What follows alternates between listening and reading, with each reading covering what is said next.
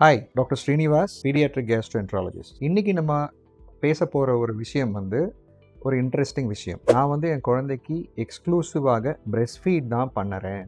அப்படி பண்ண சொல்லக்கூட அடிக்கடி மோஷன் போயிட்டே இருக்கு பாப்பா அப்படின்ட்டு சொல்லிட்டு கம்ப்ளைண்ட் வரும். இதுக்கு நிறைய காரணங்கள் இருக்கலாம். ஒன்று, பிரெஸ்ட் ஃபீடிங் பண்ணுற பசங்க நிறைய வாட்டி மோஷன் போகிறது நார்மலாக கூட இருக்கலாம். பெரும்பாலும் 90% ஆஃப் த டைம் ஆங்ஸைட்டி இருக்கும். ஆனால் பிரெஸ்ட் ஃபெட் ஸ்டூல்ஸ் கொஞ்சம் செமி சாலிடாக கோல்டன் லோவாக போகிறது கம்ப்ளீட்லி நார்மல். ஒரு சில குழந்தைங்களுக்கு டிரான்சியண்ட்டாக அந்த பிரெஸ்ட் மில்கில் இருக்கிற லாக்டோஸை டைஜஸ்ட் பண்ணுற சக்தி கம்மியாக இருக்கலாம்.